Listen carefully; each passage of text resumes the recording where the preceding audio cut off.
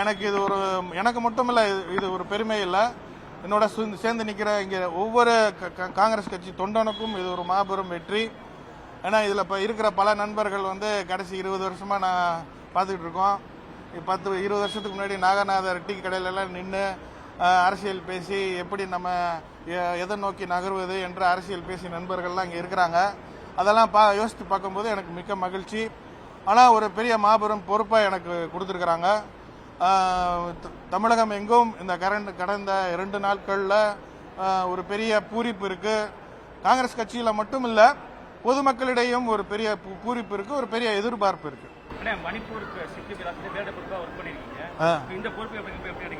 இந்த பொறுப்பு அது காங்கிரஸ் கட்சி கட்டமைப்பு பொறுப்பு. இது அதாவது ஆங்கிலத்தில் லெஜிஸ்லேட்டிவ், இது லெஜிஸ்லேட்டிவ் போஸ்ட், அதாவது பாராளுமன்றத்தில் பேச வேண்டிய. இங்கே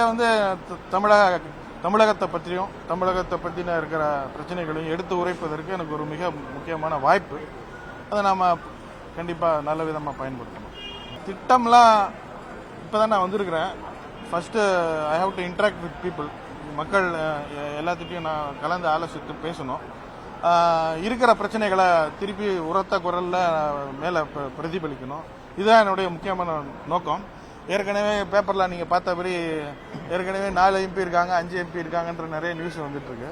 ஸோ அவங்களோடையும் சேர்ந்து திருச்சியை அடுத்த லெவல் ஒரு சிட்டியாக கொண்டு போவதற்கு கண்டிப்பாக ஒரு முயற்சிகள் எடுக்கணும். சராசரி பின்னணியத்திலேருந்து யார் வந்தாலும் நீங்கள் எதிர்பார்க்குற பிரம்மாண்ட அந்த அந்த ஏற்கனவே பிரபலமாக இல்லாத ஒரு சூழ்நிலை இருக்கும். அதனால தான் நான் திருப்பி சொல்கிறேன், நான் ஒரு சாதாரண பேக்ரவுண்ட்லேருந்து என்னை அடையாளம் கண்டுபிடிச்சி இப்போ தான் அறிமுகப்படுத்தியிருக்காங்க. வந்த பிறகு என்ன பண்ணுறோன்றது தான் இப்போ முக்கியம். அவர் உங்களுக்கு தெரியும், அவர் கும்பகோணம் டிகிரி காப்பி ஆத்துற மாதிரி அவருக்கு ஒரு வேட்டி சட்டையை மாட்டி கொடுத்து சீன் கொடுத்துருவாங்க. அவர் வந்தவுடனே கிளீனாக ஸ்கிரிப்ட் எழுதி கொடுத்ததே டெலிவர் பண்ணிட்டு போயிடுவார்.